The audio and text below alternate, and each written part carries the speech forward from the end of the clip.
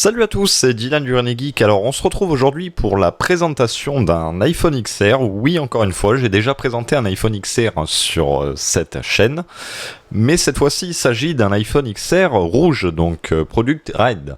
Alors désolé si mon anglais est approximatif, je ne parle vraiment pas trop anglais et j'en ai encore moins l'accent. Voilà, je dis ça par rapport à la remarque des AirPods que l'on me fait souvent.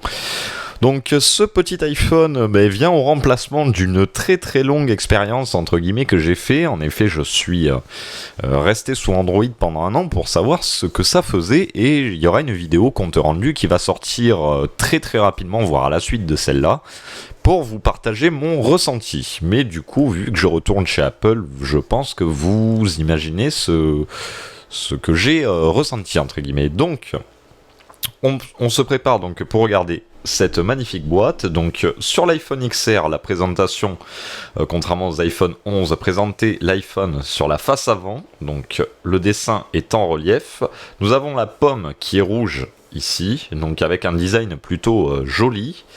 À l'arrière, donc nous avons toutes les caractéristiques techniques, donc c'est un 64 Go avec la petite mention Product Red, qui est une édition, on va dire, entre guillemets, limitée. Donc pour information, cet iPhone, je l'utilise depuis environ 2 semaines. Donc autant vous dire que je vous ai pas... j'ai pas attendu la vidéo pour le déballer. Ça fait longtemps qu'il est déballé et il n'y aura pas tous les accessoires dedans. Donc c'est parti pour ouvrir tout ça. Donc toujours la magie d'ouvrir un coffret Apple. Voilà, du suspense, mais pas trop. Donc on a la pochette avec Designed by Apple in California, donc dessinée par Apple en Californie. Donc une petite pochette sur laquelle donc on retrouve, je vais essayer de ne pas vous spoiler, donc voilà, tout un tas de documentation que je n'ai jamais déballé, donc c'est l'occasion de déballer ça avec vous. Donc des autocollants Apple. Donc ce que j'ai toujours trouvé dommage avec les éditions limitées rouges, c'est que ça serait intéressant qu'Apple fasse des autocollants pomme rouge en fait, Apple rouge. Ça serait, pour moi, ça serait vraiment hyper bien. Là ensuite, donc j'ai voilà ce petit livret. Donc pour information, c'est le premier entre guillemets produit réel neuf en Product Red que j'ai. Donc automatiquement là je pars dans l'inconnu quand je sors ce petit feuillet. Donc le partenariat avec Red permet à Apple de contribuer au Global Fund en reversant une partie de votre achat de l'iPhone au programme de recherche sur le HIV SIDA pour contribuer à une génération sans SIDA. En savoir plus, donc etc. Bon, ça ok. Alors j'ai vu pendant le confinement, parce que là je tourne cette vidéo après cette période assez bordélique, donc j'espère que je vais pas me faire strike parce que j'ai dit ce mot-là. Oui, j'ai vu sur YouTube qu'on pouvait. Que effectivement, ça, du coup, ils avaient changé le truc et du coup, ils reversaient donc tout, comment dire, tous ces partenariats, etc. pour la recherche contre le virus. Voilà, comme ça au moins, on est sur une chaîne informatique. Je pense pas que je vais me faire striker la vidéo. Voilà, donc bon, c'est la petite nouveauté. Alors maintenant que tout ça est fini, est-ce qu'ils vont faire machine arrière et reverser tout ça encore à tout ce qui est SIDA, etc. Je ne sais pas. Mais bon, c'est la petite info, parenthèse, on va dire. Donc, ensuite, nous avons donc les livrets en plusieurs langues. Voilà, la petite épingle que je n'ai même pas utilisée parce que j'en ai une qui est accrochée à mon porte-clés. Donc ça, je les utilise jamais. C'est pas plus mal, comme ça, je sais toujours où en trouver dans mes boîtes d'iPhone. Donc voilà, niveau paperasse, voilà, tout ça.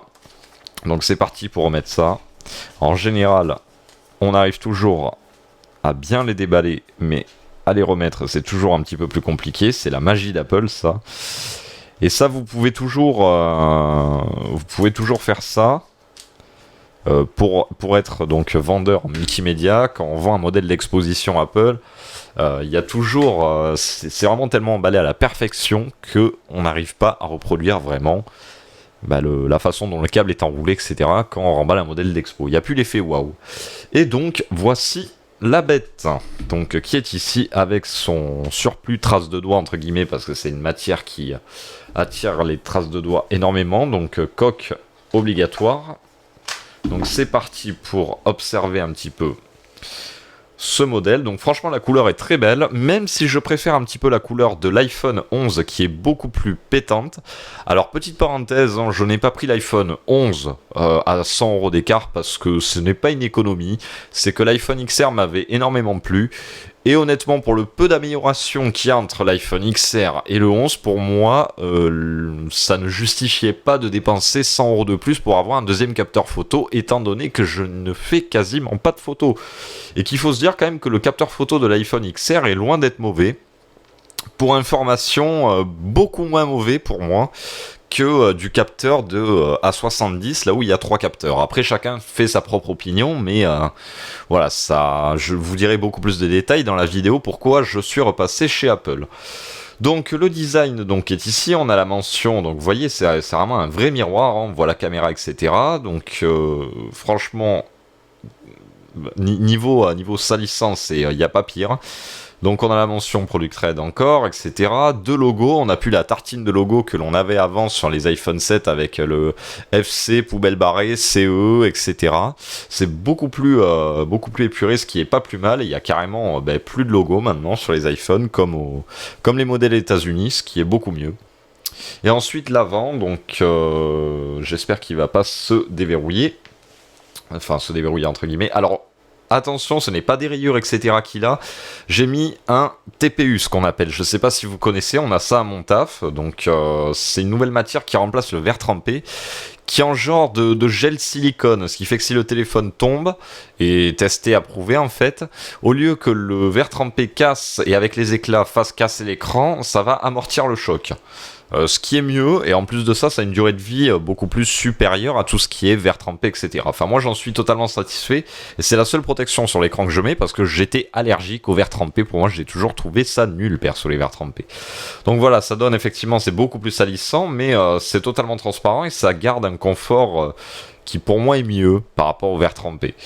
Donc, sur le côté, donc, nous avons le tiroir de carte SIM comme l'XR que je vous avais présenté, le bouton déverrouillé, pas de prise casque, juste un port Lightning, encore une fois, excusez-moi, pour mon anglais. Donc haut-parleurs et micro qui sont ici. Et ensuite, nous avons donc les boutons volume, vibreur ou mode normal. Et sur le dessus, nous avons rien du tout. On peut remarquer que le capteur photo dépasse vraiment bien. Et ça, c'est ce qui me gêne parce que pour moi, il n'y a rien de pire pour rayer la lentille. Mais cela dit, les capteurs ont toujours dépassé chez Apple à partir de l'iPhone 6, je crois. Par contre, 7, sûr et certain. Mais à partir de l'iPhone 6, il me semble que ça dépassait. Ce qui pour moi était un vrai nid à rayures.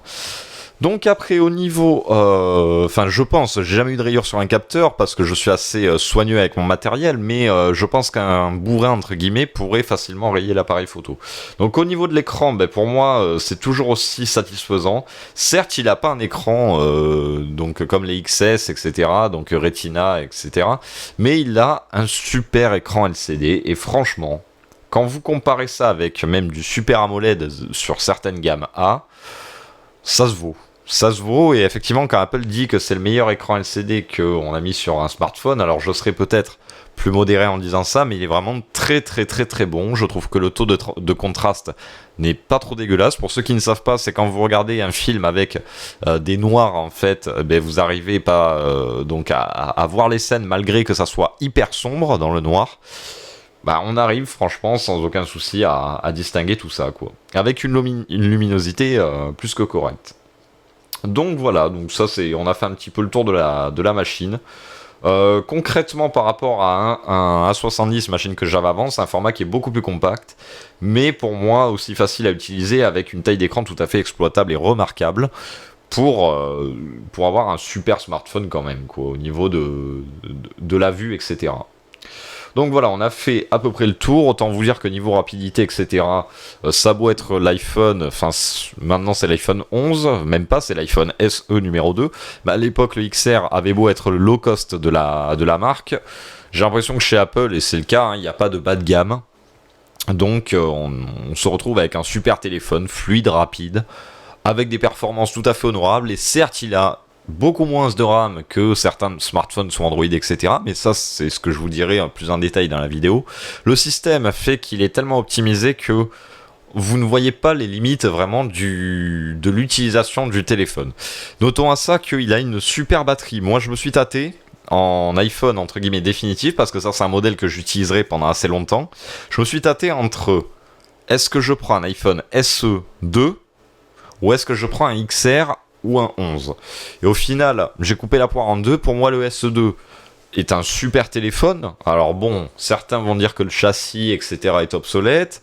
Il y a des gens, faut savoir que l'écran intégral, ils en ont rien à foutre en fait. Ça a beau faire vieillot, etc. Moi, je vois dans le commerce, j'ai beaucoup de gens qui aimaient bien le design des anciens iPhones.